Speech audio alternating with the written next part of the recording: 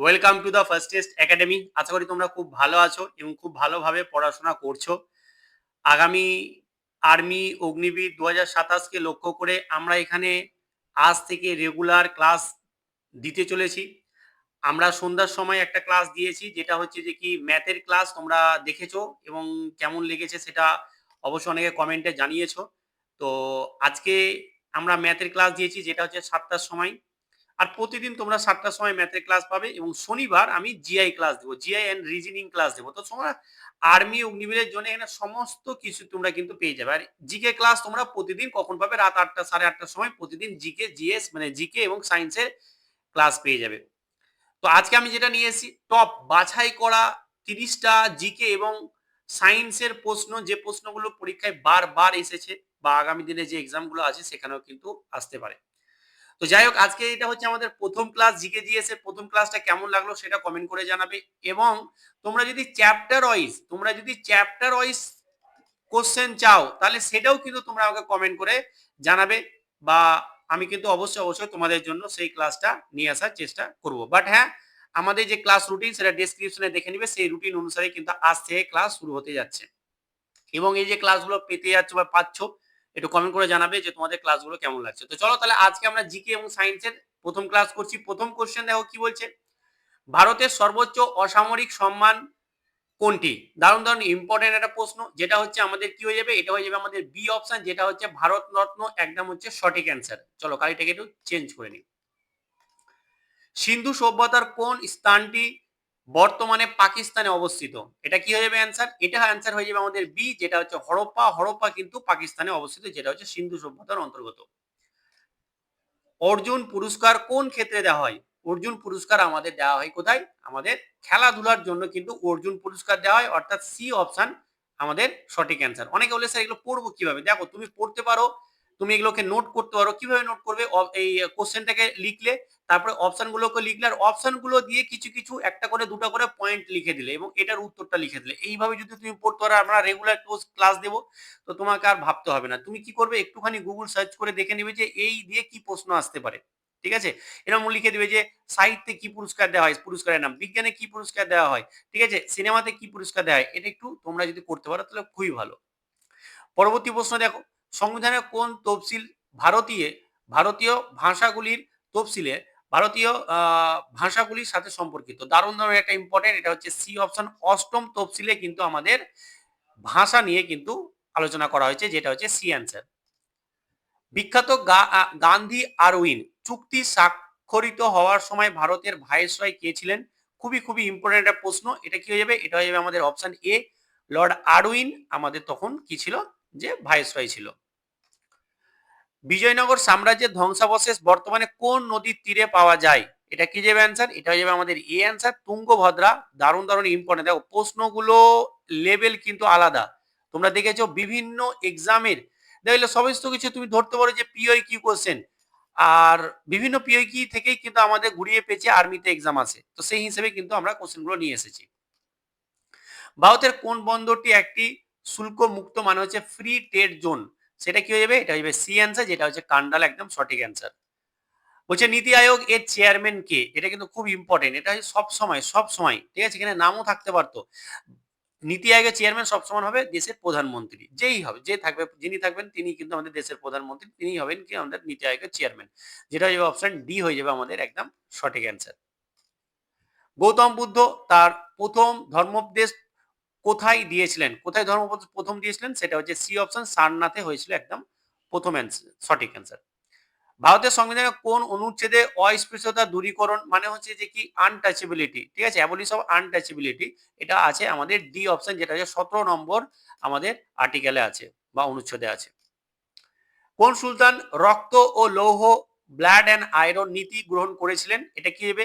আমাদের B option, যেটা হচ্ছে বলবন, হবে আমাদের সঠিক অ্যান্সার। 12টা দেখো, ভারতের কোন রাজ্যে সুলতানপুর জাতীয় উদ্যান আছে? এই যে জাতীয় উদ্যান আছে, একটু দেখে নেবে যে উত্তরপ্রদেশে কোনটা আছে, রাজস্থানে কোনটা আছে, হ্যাঁ, হরিয়ানাতে কোনটা আছে, পাঞ্জাবে কোনটা আছে। এগুলো একটু দেখে নিলে কি হয়ে যাবে, তোমাদের কিন্তু ভালোভাবে জানা যাবে। এটা হবে ডি অ্যান্সার, যেটা হচ্ছে, সরি, এটা হয়ে যাবে আমাদের সুলতানপুরটা, হয়ে যাবে আমাদের হরিয়ানা, এটা হয়ে যাবে সি অ্যান্সার, ঠিক আছে, এটা সি হবে, হরিয়ানা। কংগ্রেসের সমাজতন্ত্রী দল কে গঠন করেছিলেন? এটা হয়ে যাবে অপশন বি, একদম সঠিক অ্যান্সার। জয়প্রকাশ নারায়ণ, একদম সঠিক অ্যান্সার। পরবর্তী প্রশ্ন দেখো, বলছে ভারতের বৃহত্তম মিষ্টি জলের হ্রদ উলার। তাহলে এখানে কি জানলাম? পৃথিবী আমাদের ভারতের মিষ্টি জলের হ্রদ যেটা সবথেকে বড় বা বৃহত্তম, সেটা হচ্ছে আমাদের কি? উলার হ্রদ, যেটা হচ্ছে আমাদের জম্মু এবং কাশ্মীর অবস্থিত, যেটা হচ্ছে সি অ্যান্সার। কোন নদীকে দক্ষিণ ভারতের গঙ্গা বলা হয়? খুব ইম্পর্টেন্ট, দক্ষিণ ভারতের গঙ্গা বলা হয়, এটা হবে আমাদের কি? গোদাবরী, যেটা হচ্ছে সি অপশন, একদম সঠিক অ্যান্সার। পরবর্তী 16টা দেখো কি বলছে। বলছে পিতল কোন ধাতুর মিশ্রণ? পিতল হচ্ছে কোন ধাতুর মিশ্রণ? এটা কিন্তু আমাদের অ্যান্সার হয়ে যাবে কি? অ্যান্সার খুব একটা ইজি অ্যান্সার, সেটা কি হয়ে যাবে? এটা হয়ে যাবে আমাদের বি অ্যান্সার, যেটা হয়ে যাবে আমাদের কি?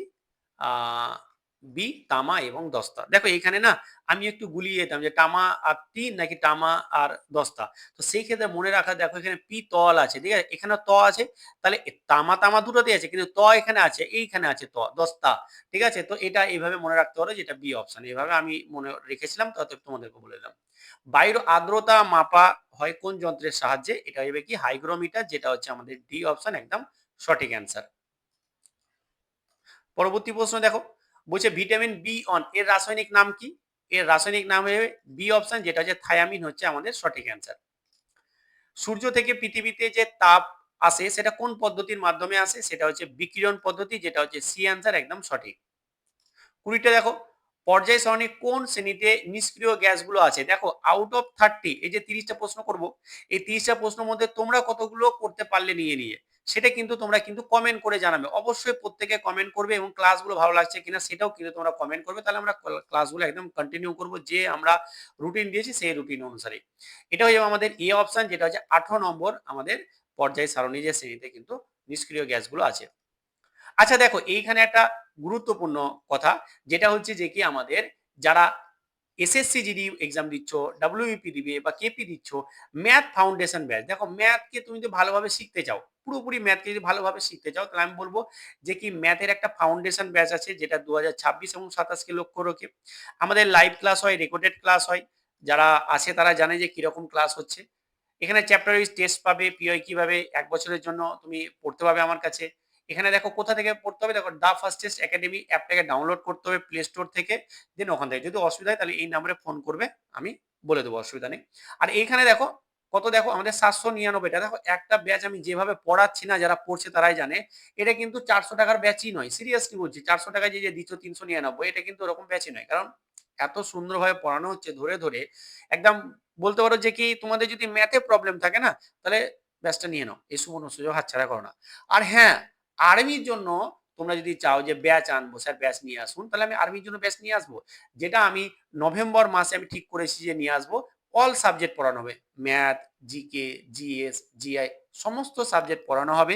আমরা নভেম্বর মাসে নিয়ে আসবো। তোমরা যদি এটা না নিতে চাও, তাহলে নভেম্বর মাসের জন্য একটু ওয়েট করো, আমরা ঠিক সময় নিয়ে চলে আসবো, তখন সেই ব্যাচটা নিয়ে নেবে। পরবর্তী প্রশ্ন দেখো, বলছে যে কি মানব দেহের সব থেকে শক্ত অংশ কোনটি? এটা কি হবে? এটা হবে এনামেল। এনামেল, যেটা হচ্ছে আমাদের দাঁতে আছে, দাঁতের অংশ একটা, ঠিক আছে। পরবর্তী প্রশ্ন দেখো, আমাদের হচ্ছে বৈদ্যুতিক বাল্বের ভেতর কোন গ্যাস থাকে? বৈদ্যুতিক বাল্বে আমাদের হয় নাইট্রোজেন থাকে, নাহলে আর্গন থাকে, যেটা হচ্ছে আমাদের বি অপশন, একদম সঠিক অ্যান্সার। পরেরটা দেখো, বলছে পেনিসিলিন কে আবিষ্কার করেন? পেনিসিলিন আবিষ্কার করেছিলেন আলেকজান্ডার ফ্লেমিং, যেটা হচ্ছে বি অপশন, হচ্ছে আমাদের একদম সঠিক অ্যান্সার। শব্দের বেগ সব থেকে যে বেশি, এটা কোন মাধ্যমে বা কোথায়? এটা কিন্তু খুবই একটা গুরুত্বপূর্ণ প্রশ্ন। এটা হচ্ছে আমাদের কঠিন পদার্থে, যেটা হচ্ছে এই অপশন, একদম সঠিক। রক্ত জমাট বাঁধতে কোন খনিজটি সাহায্য করে? রক্ত জমাট বাঁধতে আমাদের সি, যেটা ক্যালসিয়াম, কিন্তু খুব সাহায্য করে, যে কি আমাদের রক্ত জমাট বেঁধে যায় না, সেটার জন্য। আচ্ছা, কোষের আত্মঘাতী থলি কাকে বলা হয়? কোষের আত্মঘাতী থলি বলা হয় লাইসোজেমকে, যেটা হচ্ছে সি। মাইটোকন্ড্রিয়া কি বলা হয়? কোষের শক্তিঘর। তো এগুলো একটুখানি লিখে নেবে, যে রাইবোজোমকে কি বলা হয়, গলগি বডিকে কি বলা হয়, এগুলো একটু দেখে নেবে তোমরা। প্রাকৃতিক গ্যাসের প্রধান উপাদান কোনটি? প্রাকৃতিক যে গ্যাস, তার প্রধান উপাদান হচ্ছে যে প্রধান যে আমাদের যে উপাদান, সেটা হচ্ছে যে মিথেন, যেটা হচ্ছে আমাদের বি অপশন, একদম সঠিক।